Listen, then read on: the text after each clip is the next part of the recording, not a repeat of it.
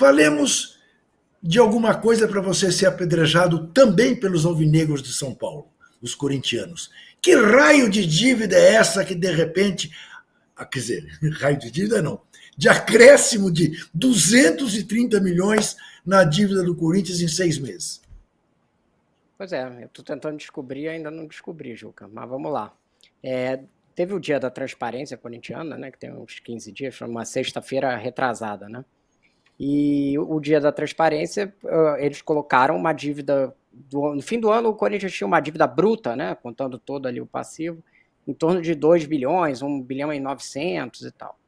E aí, de repente, eles apareceram dizendo que, na real, o valor era 2 bilhões e 200, mais ou menos, porque tinha uma dívida fiscal que tinha sido encontrada no valor de 220 milhões.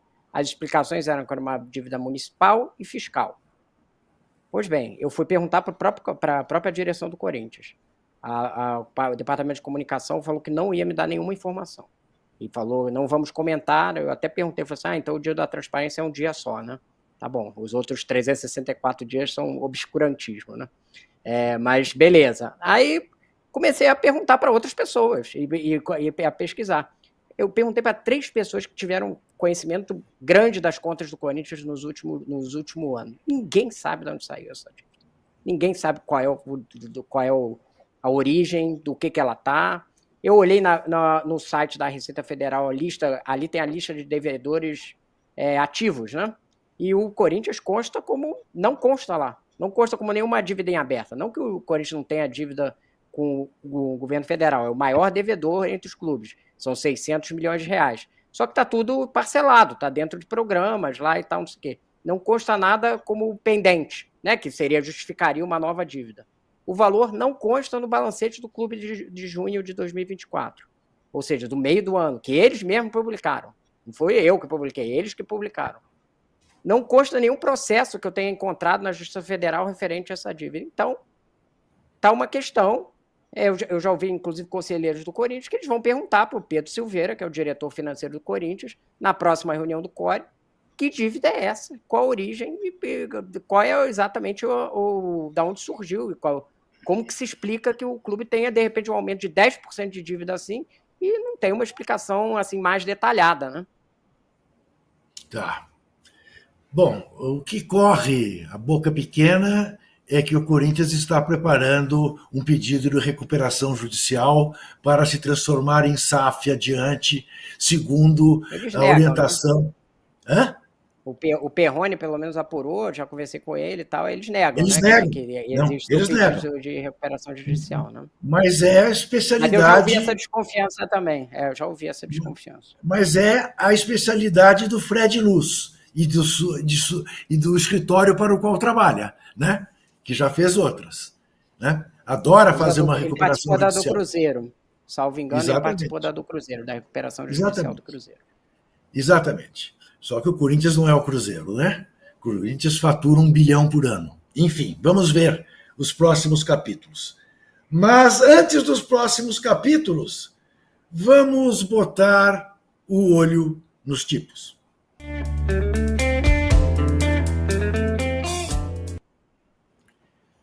Antes de botar o olho nos tipos, Rubão reclama que você não está dando joinha. Faz favor, dê o joinha, porque é importante dar o joinha. Porque até hoje eu não entendi bem, mas é importante.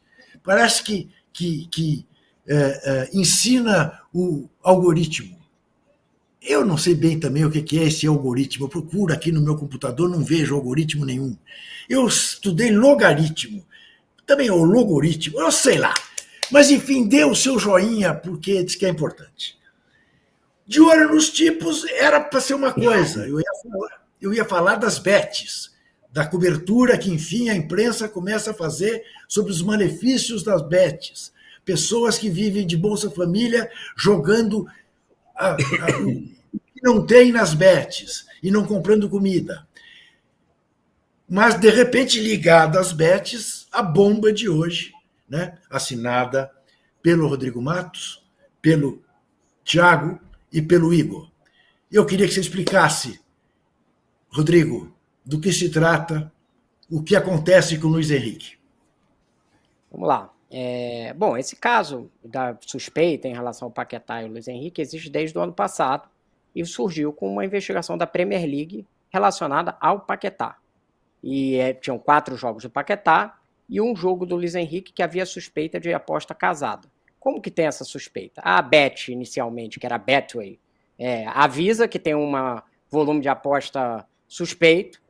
Isso aí vai para uma investigação, tem uma empresa que investiga e ela constatou ali que tinha um monte de apostas, excesso de apostas, volume de apostas excessivo nessa aposta casada de cartão do Luiz Henrique e do Paquetá. Isso é o que se sabia que está correndo na Premier League esse tempo todo e que o Paquetá já foi acusado, mas ainda não foi julgado, né? Ele tem as acusações em termos de forçar cartão amarelo para favorecer apostas. O Luiz Henrique não foi investigado, ou foi investigado de uma forma bem tênue pela Real Federação Espanhola, e aí isso tem a ver com a própria natureza das duas federações, uma é preocupada aí com essa questão e a outra não demonstra muita preocupação. Podemos constatar isso com a própria apuração que a gente fez. E aí o caso do Luiz Henrique foi arquivado e ele foi considerado, não aconteceu nada aqui, está liberado. Tanto que o Botafogo se baseia nisso para ter contratado e foi a defesa que o Botafogo fez agora. Nós descobrimos que o Luiz Henrique recebeu 2 Pix em janeiro e fevereiro de 2023 do tio e do primo do Paquetá. Nós temos os Pix, a imagem dos Pix. Ele bateu na conta do Luiz Henrique, não foi de terceiros, tem o e-mail do Luiz Henrique lá, tudo. E esses Pix foram pagos logo depois de 2 jogos do Luiz Henrique do Campeonato Espanhol, que ele recebeu o cartão amarelo nos 2. Um deles, ele jogou só 11 minutos e foi lá e deu uma entrada mais dura e recebeu o cartão. O tio e o sobrinho chama Bruno Tolentino e Ian Tolentino. Um Pix é de 10 mil reais, outro é de 40 mil reais. O Bruno Tolentino, que a gente entrevistou. Um é de 30, outro é de 10. Um é de 30 e outro é de 10. O primeiro é de 10, o segundo é de 30 mil. Sim. Afirma que foi para pagar uma dívida. Não tem nada a ver com a aposta, foi para pagar uma dívida. Que o Pix dele não dava para pagar os 40 mil. Só que o Pix do filho dele foi primeiro do que o dele, né? O Luiz Henrique não deu explicação nenhuma. A gente perguntou para ele, perguntou para o Botafogo, explicações eles não deram nenhuma para esses depósitos. Eles vieram com esse discurso aí de que o O é malvadão e tal. Enfim, esse negócio de tentar jogar a culpa em quem está publicando. Dar informações sobre os depósitos, eles não deram nenhuma. E aí você tem esses depósitos, são 2 jogadores da seleção brasileira, sendo que um deles recebeu 2 depósitos. E esse primo e esse tio do Paquetá apostaram em jogos do Luiz Henrique, assumidamente. Os 2, o tio falou que apostou mesmo, em outro jogo do Villarreal, e ele está na investigação da Federação Inglesa como um dos apostadores suspeitos. Os 2. Ele alega que ele ganhou dinheiro com o Luiz Henrique por pura sorte, o tio do Paquetá. E que com o Paquetá é porque ele observa muito, o Paquetá conhece ele desde pequeno, então ele vê como ele está correndo antes do jogo, percebe que ele vai levar amarelo. Essa é a tese dele, que não teve nenhuma informação privilegiada de nenhum dos 2 jogadores. Uma das apostas é casada, né? Isso que já estava na investigação da Premier League. Não é relacionada a esses 2 pagamentos que a gente ouviu, né? Porque esses são um pouquinho anteriores, 2 meses anteriores ali. Então, esses são os fatos. O que a gente tem até agora?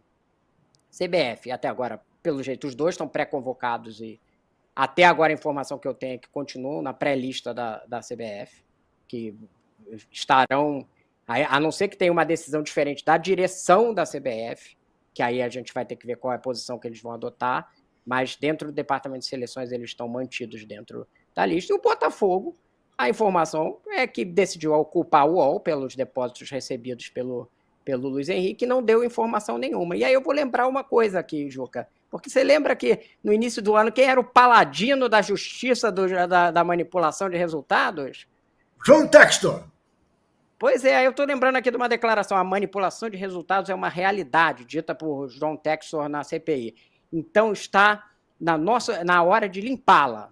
E ele pediu, inclusive, o afastamento do Rafael Claus por uma suposta falta de parcialidade, porque ele tinha que ficar fora até a conclusão da CPI.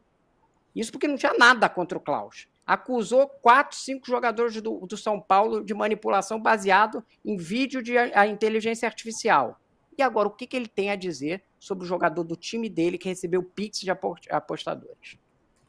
Que você é rubro-negro,